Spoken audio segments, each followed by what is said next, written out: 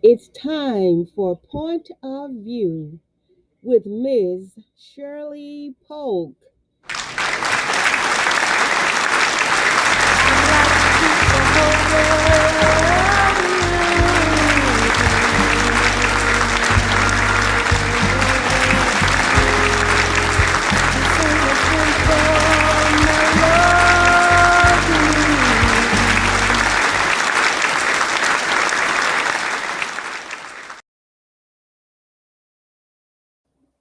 Good afternoon, good morning, good evening, good midday, whenever you're getting an opportunity to listen to and watch Point of View with Miss Shirley Polk.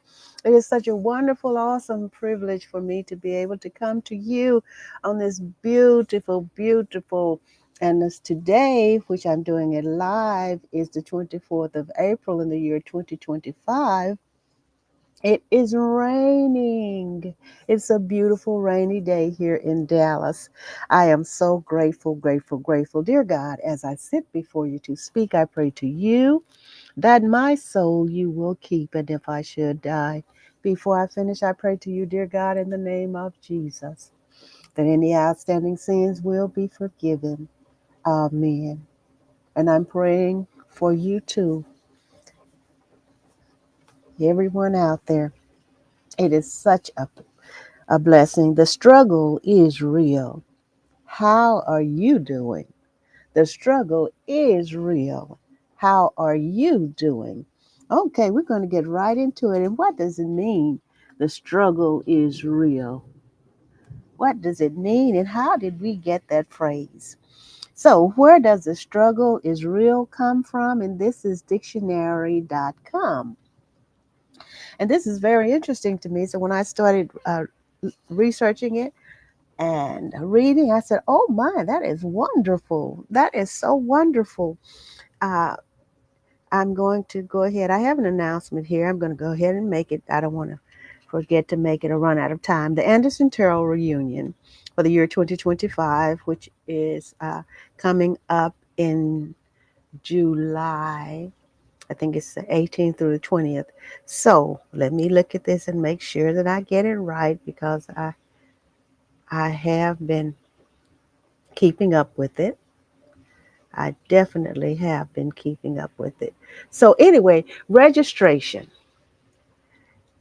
You can register in person in Denison, Texas on this coming Saturday at the time that I'm doing this webcast for the 26th of April 2025 from 1:30 p.m. to 4:30 p.m. at TNT. That's the acronym, okay, TNT, and it's at 410 North Fannin Avenue in Denison, Texas. So if you want to register in person, you can go to TNT and register on Saturday the 26th from 1:30 to 4:30 p.m.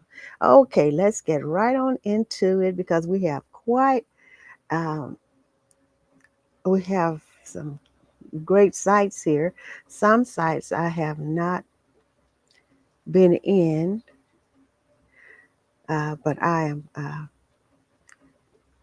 delighted to be able to go into these sites today. That's some great information for us. Thank you so much for being here with me.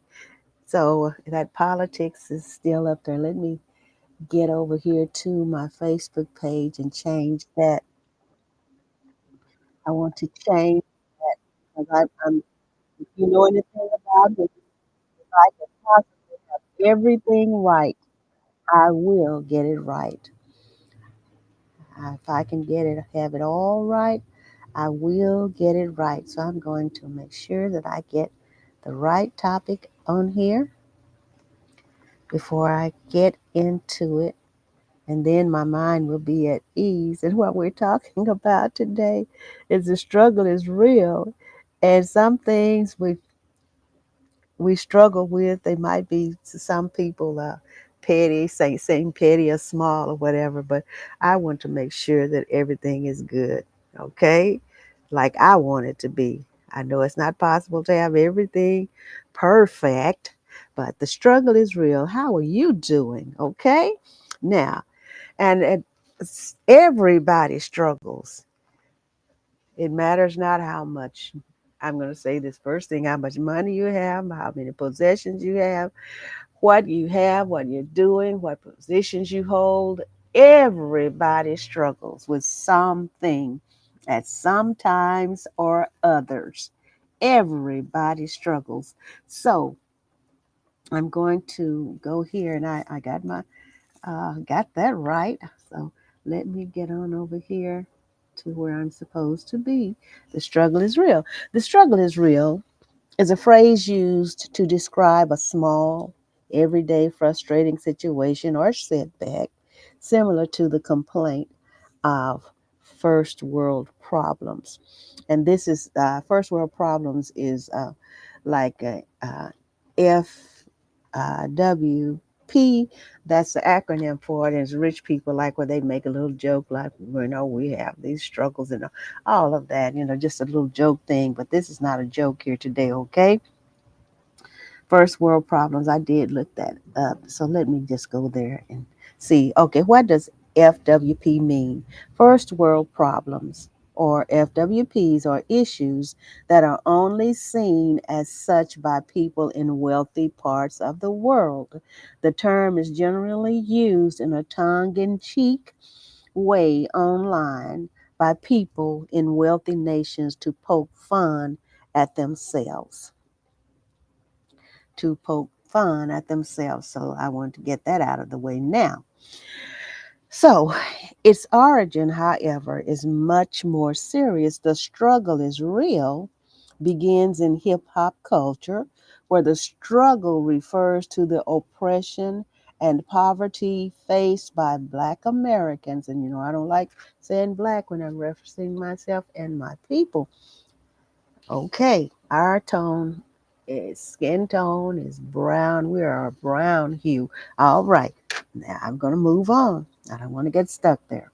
So, especially in the inner city, use of this struggle dates to the 1990s, but it was likely influential rapper Tupac who popularized the phrase "the struggle is real" on his 2002 posthumous posthumous track Fame.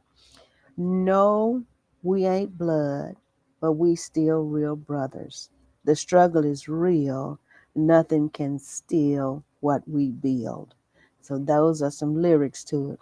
So the original earnest sense of the struggle is real followed as if it appeared on social media, and by 2011 the phrase was established enough on its own that the rap group DTMD released a song called The Struggle is Real in late 2011, which further boosted the phrase. Which further boosted the phrase. So humor soon took over, as is common in slang and social media. By early 2012, oh, I didn't write this, okay? Black observers were using the struggle is real to make wry observations about the creative workarounds for life with limited means. Okay. By late 2012, the struggle is real went full meme, with users captioning photos of hilarious jury rigging with the phrase. Hilarious jury rigging with the phrase. Then 2013 saw the struggle is real go mainstream as commentary on mild inconveniences where the struggle is really mild. Having trouble choosing. Okay, here we go. That's it. So, who uses the struggle is real? As the humorous, the struggle is real spread into The mainstream, its more hard knock parent became less common, though Lil Wayne notably used it in his 2015 Street Chains. This is Victory Lane. Now do I need a horn? The struggle is real, and the Bible too long. So most often, the struggle is real is found online about silly, minor annoyances, definitely not the kinds of challenges many rappers overcome while growing up in the inner city.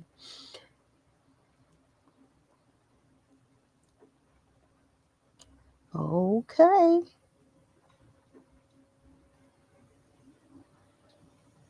so this is not meant to be a formal definition of the struggle is real like most items we define on dictionary.com, but is rather an informed word summary that hopefully touches upon the key aspects of the meaning and usage of the struggle is real that will help our users expand their word mastery. So that's just a note they put in there.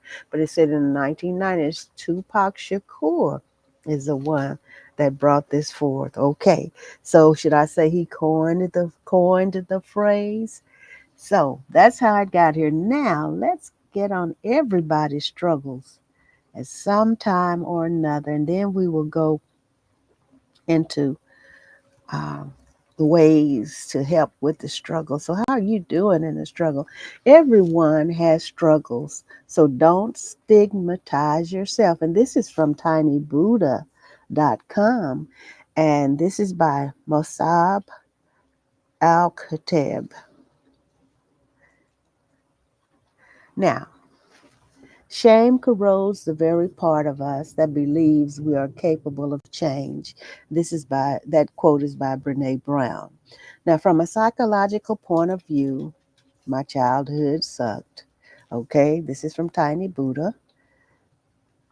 And let me see if I can find that author. It's up here, but it's up here and some more. Oh, yes. Okay, I did read his name. So I didn't have many friends. I rarely left the house. I was terribly shy. And I used to get bullied a lot, both physically and mentally. My teenage years were not any different. The psychological issues I had as a child amplified further and created more profound problems.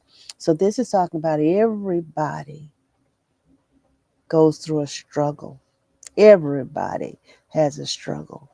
No matter what your position is, what your status is, everybody has struggles.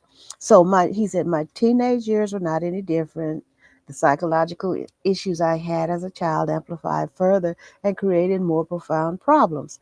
He said when I started college, I didn't magically become more confident or develop high self-esteem. He said I was almost the same person. Now I proudly and humbly can say that I've gotten over most of my childhood and teenage problems, including the ones related to my social life. And I am reading what the author is saying to us.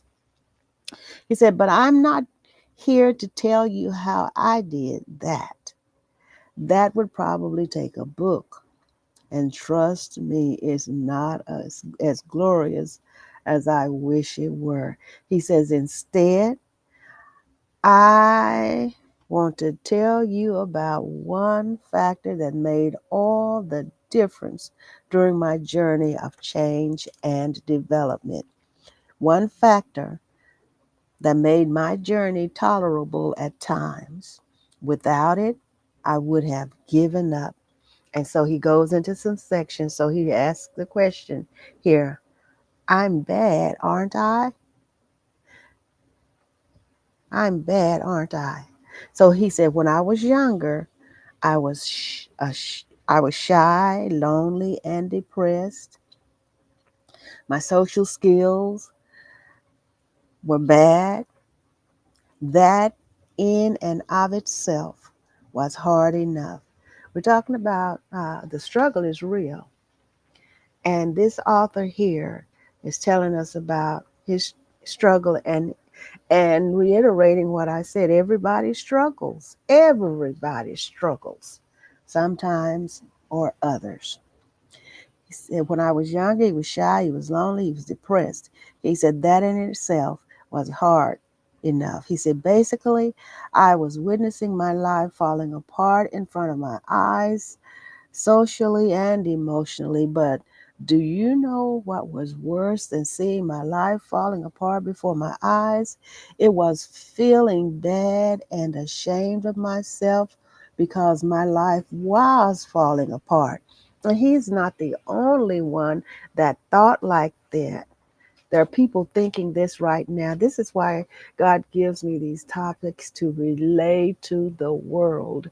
And I ask you if you would please share this. Somebody somewhere needs this, okay? It might not be you, but somebody somewhere needs this.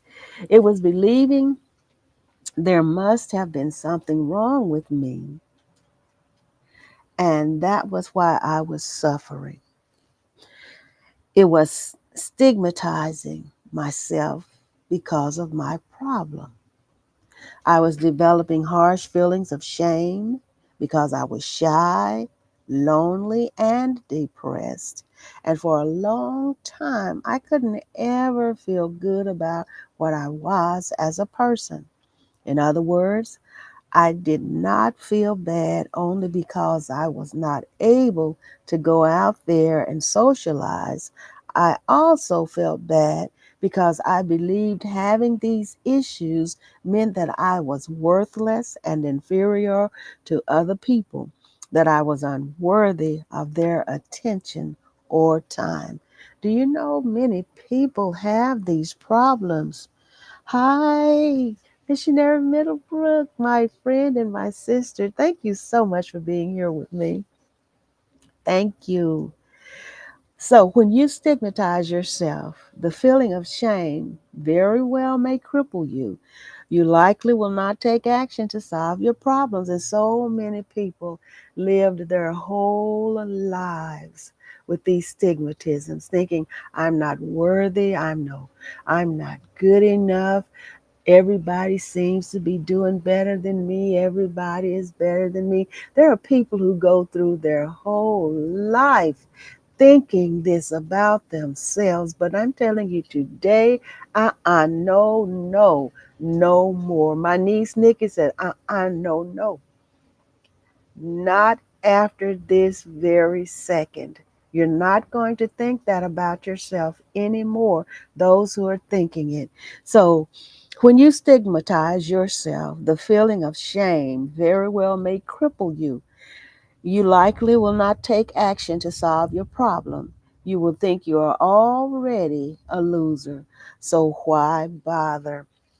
Why bother? My brother Michael told me once about a young man who used to say, I'm stupid, I'm stupid, I'm stupid. And Michael said he told him, no, you're not. And you stop saying that about yourself.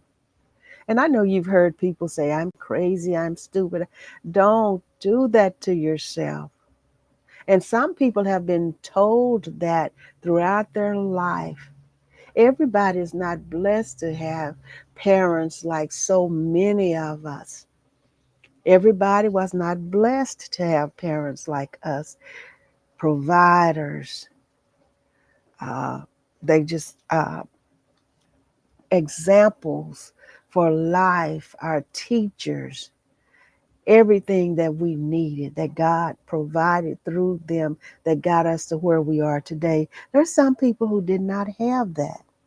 So, feelings of shame and stigma can never induce positive changes in your life. They will only induce fear, self hatred, anxiety, and self pity. So he said, this is what I did for years and years. I solved nothing. I sat there pitying myself. Now, the next part is the question is, am I really bad? We all share the desire to disconnect with each other. Connection is essential for our well being. No one can live alone. The lone wolf persona is just a myth. It's just a myth. And the lyrics to the song, No Man is an Island, I quote that quite often. No man is an island. No man stands alone. Each man's joy is joy to me. Each man's grief is my own. We need one another, so I must defend. Each man as my brother, each man as my friend. We cannot live alone. I know there are people who are hermits, but sometime or another they have to have communication with someone at some time or another. So, am I really bad? We all share the desire to connect with each other, and here's where shame comes into play. He said, no one can live alone. The lone wolf persona is just a myth. It's when you feel that you are so flawed that you don't deserve this connection. It's when you believe you are too bad for anyone or anything. Oh, so many thoughts are coming to my mind, but I'm going to stay focused on this particular subject here because I'm thinking of how people are so mentally and physically abused during their lifetime, whether it's marital, whether it's so called friendship, whatever it is. There are so many people who are damaged out here. So it's when you believe, okay, here's where shame comes into play. It's when you feel that you're so flawed that you don't deserve this connection. It's when you believe, I know I'm repeating myself, but it's very important that I do. It's when you believe you are too bad for anyone or anything. It's when you believe that because you have certain problems or issues, you'll never be as worthy as other people.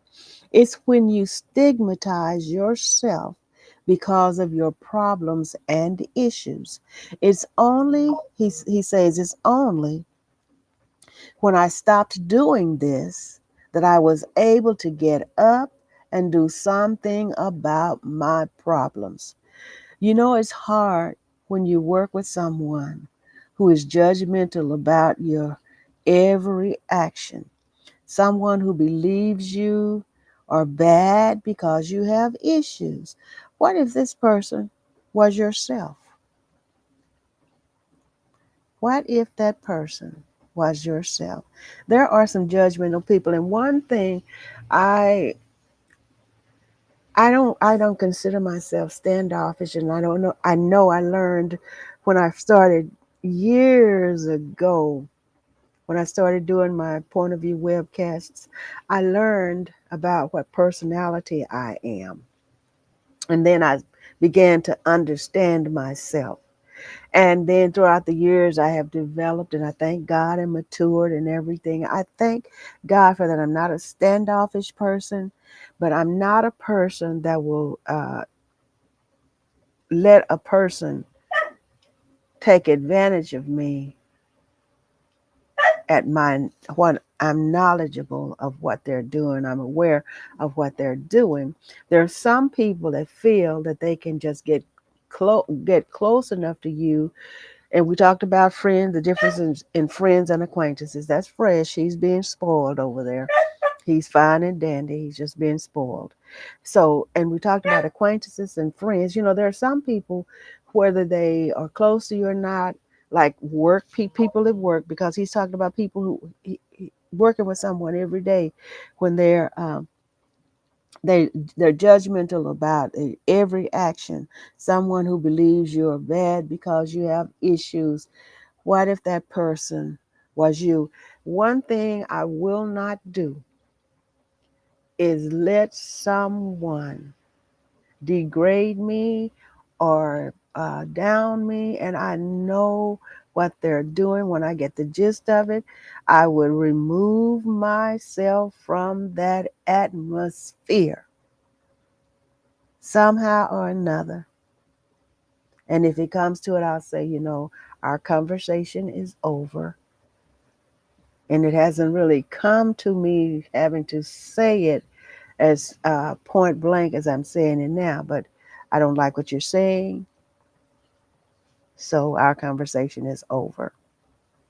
So, and in my past, we've had experiences with people who've done this, and you said, I don't want to talk about that anymore. And then you've had to remove yourself completely from that environment. I know you understand what I'm saying. So there's a difference between guilt and shame.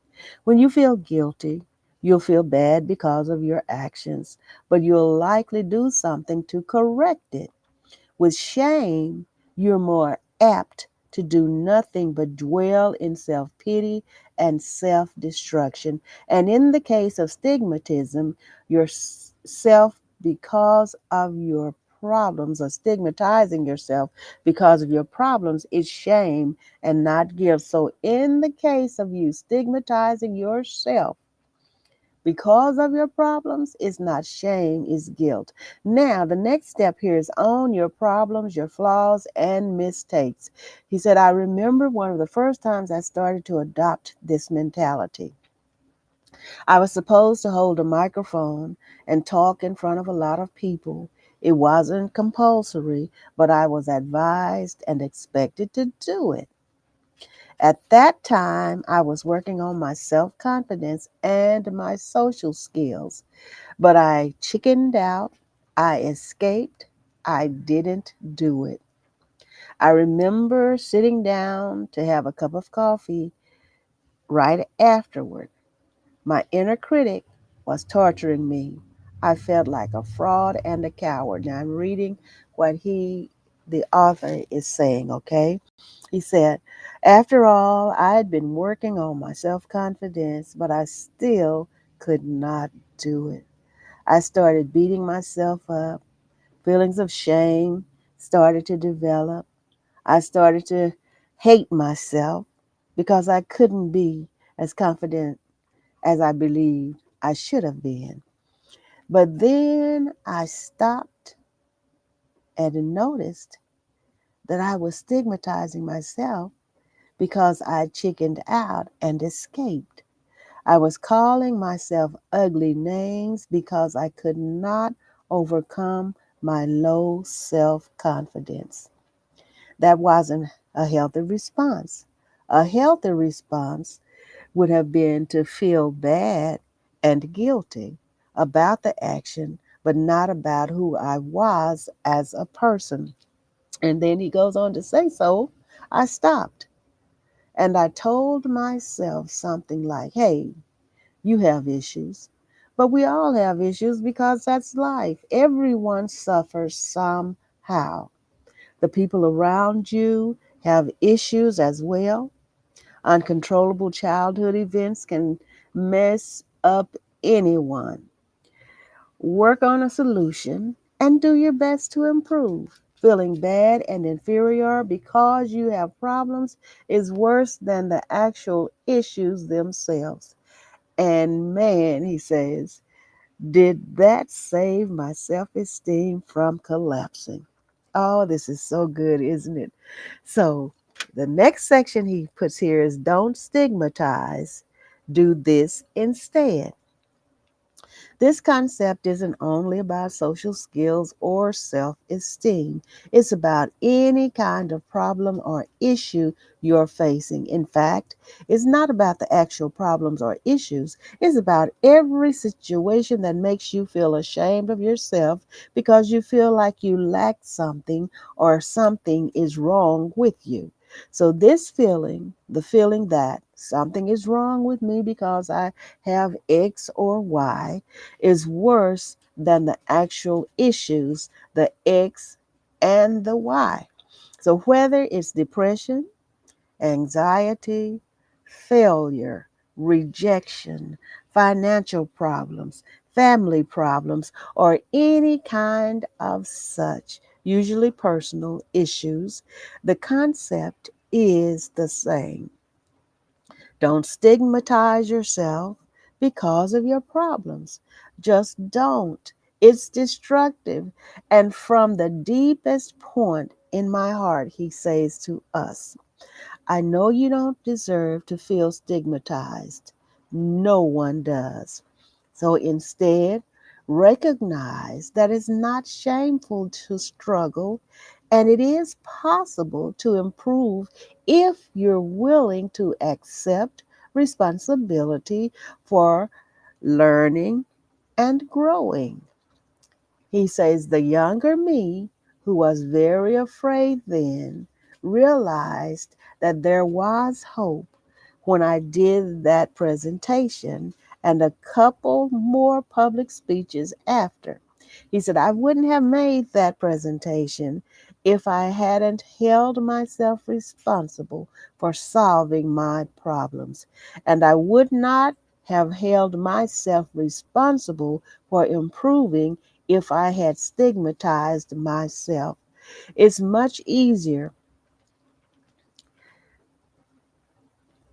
to make progress once you accept that having problems doesn't necessarily mean you're a bad person or that the situation is helpless. The lesson is easy in theory. This lesson right here is easy in theory, he says. But it takes a large amount of self awareness, self care, and self love to be applied. But once applied, it can move mountains. Mountains of emotional and psychological problems that were beating you up. Choose right now to do that for yourself when you need it the most, no matter how hard or uncomfortable it might be. Oh my goodness. And his name is Moab Al-Teb, and he writes at worthyinside.com. And that's a site that can help you be more confident, feel more worthy, and develop a strong sense of self. And this is from Tiny Buddha.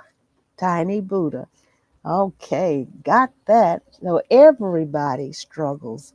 It's not just you, not just me. Everybody has a struggle sometime or the other. Everybody has a struggle. And if they say they don't, that's not the truth. Everybody struggles. The struggle is real, for sure. So, psychology today, I will go there. And this is Stephen C. Hayes, PhD, The Secret to Overcoming Life's Challenges. What you can learn from your own body about dealing with difficult challenges. So, this is Psychology Today, and this is a 2020, September 14th, 2020 uh, post, and it was reviewed by Libby Ma. Okay. Think of a profoundly difficult problem you're facing. Something that has to do with your inner life, about how you think and feel, or something you want to avoid. It could be the sadness, loss, anger from a betrayal, anxiety from a challenging situation, or any of 1,000 other such agonies. Do you have something in mind? Oh my goodness. Next, peek around to see that no one is looking, and then put your body into a posture that shows you at your absolute worst when dealing with this difficulty. And he says, I want your body to reflect from the outside what it is like to be you on the inside at your most ineffective or helpless or overwhelmed. Actually assume that position, feel what it feels like, and then take a mental snapshot of what your body looks like. Do you have it? He asks. So he said, great. He said, now I want you to do the opposite. What does your body look like when you're at your very best in dealing with a difficult problem? Imagine you at your most effective, in tune, or empowered with that difficulty. Express that with your body. Actually do it.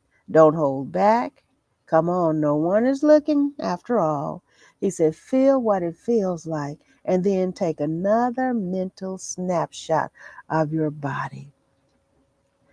And the next section here is what your body already knows. Thank you so much, everyone, for being here with me today. The struggle is real. We're not going to play around with that. Everybody has a struggle sometimes or others, at some times or others, not sometime, but sometimes, because we have more than one struggle. Whatever the situation is, whatever your situation is, how your positions, your what is it, your influential position, wherever, everybody has a struggle.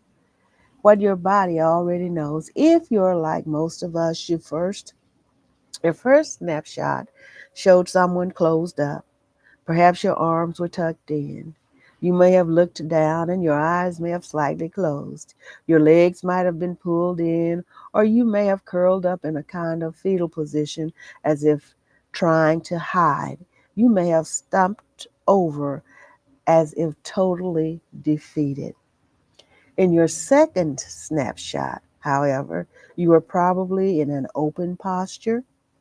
Your head likely came up and your eyes opened wider and your hands relaxed. Your arm may have extended out and you might have stood up and even walked about in large steps. This simple exercise reveals that you already know a good deal about what science shows is and is not good for you as you contend with your problems. Your body assumed first an avoidant posture and then one of flexible openness and action.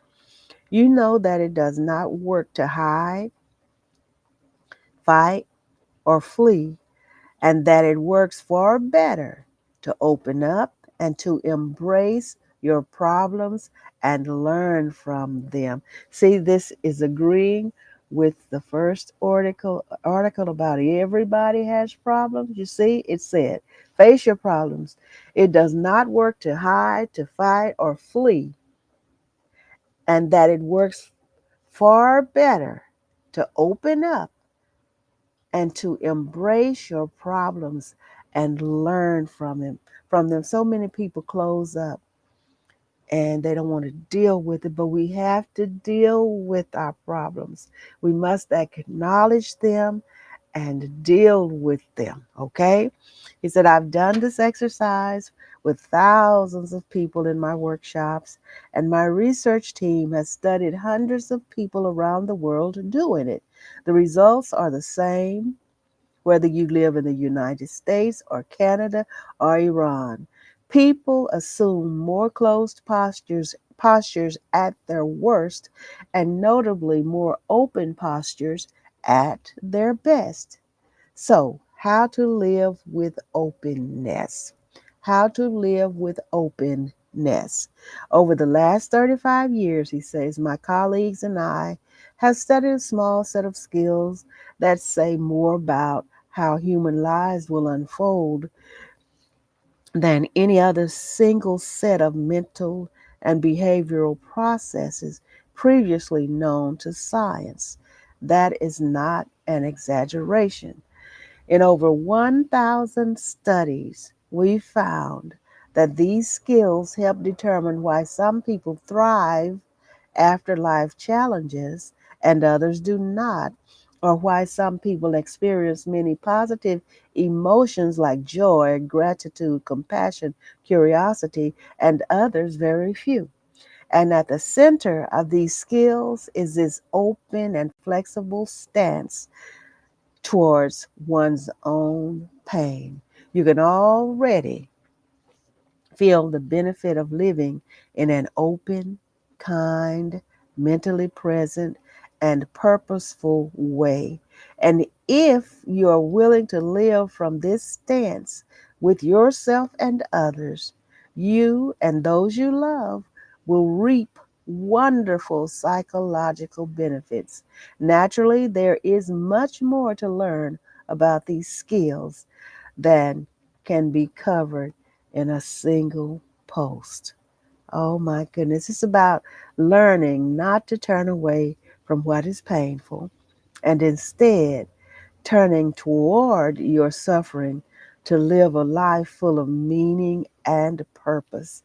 Because we have to face it, the inevitable is inevitable. Things are going to happen. And we can run in a different direction if we want to, but they still happen. Whether we run away from or to, they still happen. Okay? The inevitable is inevitable. It happens. So it's about learning how to turn away from what is painful and instead it's learning not to turn away from what is painful and instead turning toward your suffering to live a life full of meaning and purpose. So, this is what acceptance and commitment therapy, and the acronym is ACT, is all about. And it is all at the core of what we call psychological flexibility, the ability to accept our pain and live life as we desire with our pain when there is pain. We can transform our lives by seeking not to eradicate our difficult thoughts and emotions or numb them away, but to cultivate psychological flexibility, which allows us to accept them for what they are and not let them rule our lives. It is what we do that matters, and that gives us the means to live in a way that is richly meaningful to us despite even the hardest of life's challenges.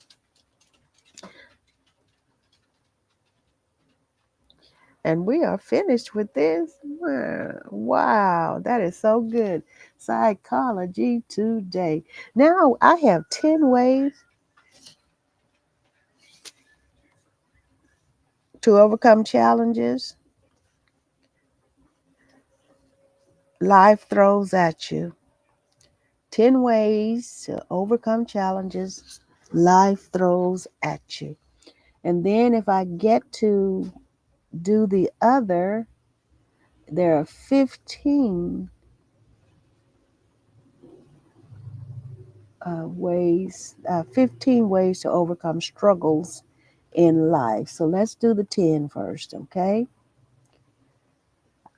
I love doing that. Now, this comes from the UO people. That's the University of the People. University of the People. And the writers here are from the University of the People. And it was updated the 27th of November in 2024. Life is full of ups and downs. One day you may feel like you have it all figured out. Then, in a moment's notice, you've been thrown a curveball. You're not alone in these feelings. Everyone has to face their own set of challenges. Learning how to overcome challenges will help you stay centered and remain calm under pressure. Everyone has their own preferences for how to face a challenge in life. However, there are a few good tips and tricks to follow when the going gets tough. So take your pick from the following list. Oh, University of the People, this is the first time I've been in this site. 10 ways to overcome challenges in life. And remember, they're agreeing with Psychology Today, and also the first article, they're agreeing with Tiny Buddha. Everybody has challenges. The struggle is real, okay? 10 ways to overcome challenges. And the scripture is Job says, man is born of a woman and of a few days and full of trouble. Number one, make a plan. While you don't know what's going to happen in the future, you can always plan ahead and look at the patterns in your life and see what challenges you've struggled with. Assess the optimal outcomes and make a plan for how you can achieve them. If you work somewhere and can anticipate the types of challenges you may face, then you can plan ahead. This is the same for students in school. If a challenge is time management, then you can learn and plan for calendar management. For example, you can learn and plan for calendar management.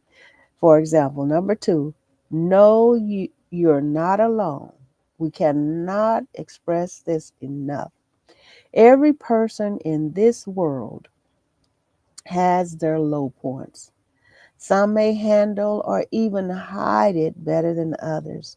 But the truth is, whatever you are going through, there are others who have been through it too. You're not alone. Try to reach out to your community and network. Speak your feelings and express your concerns in all settings of your life. Then number three is one that we stress so often. Hello, Elder McNeil. Thank you so much for being with me. This is one that we express so often. Ask for help. There's nothing wrong with asking for help. If you need counseling, find a counselor. And hey, as a matter of fact, I am one. Peace of Mind Counseling. And we are bound by morals as well as oaths to keep it private, okay? That's what a good counselor does, a therapist, psychologist, psychotherapist, anyone.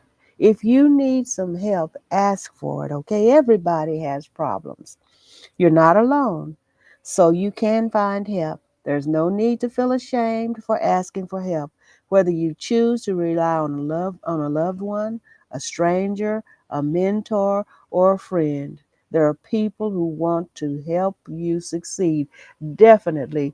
And another thing I stress is be careful about the people or person that you share your confidential information with, your feelings and everything. So I can say, ask God to guide you to that person or that person to you, someone who has you and your best interest at heart, because you cannot afford to tell everybody everything, okay? Number four, feel your feelings. By masking your feelings, they're not going to go away. Rather, feelings become trapped energy and can even have negative health consequences when they are ignored. Take some time to feel what you feel. This could come in the form of meditation, or if you rather write down what you feel. Writing can be a therapeutic and cathartic experience. When you feel and share your feelings, You may also be able to see your situation in a new light. This exercise could lend uh, or lead you to come up with novel solutions and overcome any challenge at hand. Five, accept support.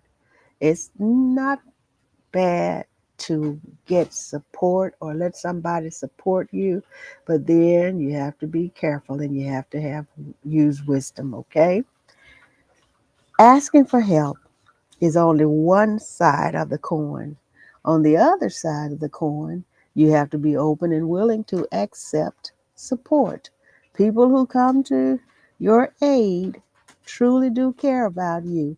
Be open to receiving help when you need it. Number six, help others. The old adage goes, what you give is what you get. If you've been through a situation or have advice for someone you know who is going through a tough time, be sure to help out. Helping others not only benefits them, but it can also help you feel happier yourself. Seven, think big. Oh, yes, think big. It can be easy to let yourself think small because of the fear of failure. Hello, thank you so much. Hi, Ronnie. Thank you for being here with me today. How's the weather up there in Kansas? So it can be easy to let yourself think small because of your fear of failure or even the fear of making a decision. But to accomplish great things in life, you have to be open to taking risks. With whatever challenges may arise, always think and dream big. That way, you will achieve more than you could have ever imagined. Try not to let your thoughts get in your own way. And so many times we do because we say, oh, this thought comes to your mind. You say, I'm going to do this and I'm going to do that. And you're all excited about it. And by golly gee, here comes that negativity. So think big and do big. Think positive. You can do it. You can do it with some planning. You can do it. Number eight, positive mindset. What you think becomes your reality. And that is so true. Just like I was saying earlier, when my brother Michael had to tell this young man, no, don't say that to yourself. Don't say that about yourself because he said, I'm stupid. I'm stupid. I'm stupid. And Michael told him, no, you're not. Don't say that about yourself. So what you think becomes your reality. Train your mind to think positively. This will take both time and practice. It begins with mental awareness. You can practice awareness through mindfulness techniques and meditation. When you get good at acknowledging your thoughts and letting them pass, you can stop negative thoughts in their tracks. Oh, yes, you can. Oh, I have 5 minutes. Number nine, don't give up. And this is it. Don't give up. So many times we try and we don't make it that first time. We might not make it that second time, but don't give up. Elder Davis would say, nothing beats a failure but a try. And if you do fail, that doesn't classify you as a failure. Just try it again, and you might have to do it a little differently than you did the first time. But if you keep working at it, you will succeed. I guarantee. If it's for you to do, as Justin Wilson would say, I guarantee. Number nine, don't give up. When a challenge arises, be it a big test in school or upcoming running race, don't give up. Persistence is a huge key to overcoming challenges. Giving up means that you will neither overcome the challenge nor learn from it. Power through challenges by asking for support, feeling your feelings, and making a plan to work through it. Okay, let me do that sentence again. Power through challenges by asking for support, feeling your feelings, and making a plan to work through it. Number 10, work smart, not hard. Generally, there is more than one way to get something done. However, there's always just one optimal way or best way of doing it. To work smarter rather than harder, start by working backward. Outline and define your goal.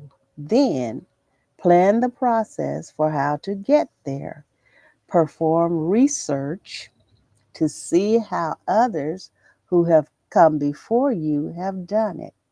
Take count of your own skills and ideas for how you may be able to do it better. Then stick to your path and get to work. Oh, I like that. This is so good. Oh, and they have in here a 4-step method for overcoming challenges. But it's time for me to sign off for today. But tomorrow, on Friday at 1 p.m., God willing, we'll be here for the Mothers Board Inc. And we talk about politics, we talk about current events, sports, you name it. And by golly gee, we have some great topics for tomorrow at 1 p.m. here, right here. And we're on Facebook, let me see, Africa TV, Twitch, YouTube, LinkedIn, and there's some other ones. So anyway, we're all over the place. And don't forget my music, okay? Don't forget my 4-part drama on Spotify. Don't forget that. Ain't No Love. It's really, really, really something that'll make you think. I love you so much. Please enjoy the remainder of your day. And then this right here, 4-step method of overcoming challenges. Number 1, accept and let go. Number 2, observe and decide. Number 3 is face fears and act. Number 4 is practice gratitude. And we've talked about all of this. I love you so much, and I really appreciate you for being here with me. And if you can, please join us tomorrow. Dr. Mack, Dr. Jadis McCollister, and I will be here on the Mother's Board. And you can join in with your comments. Thank you so much. I love you.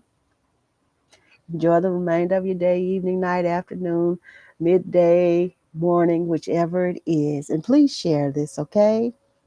Thank you so much.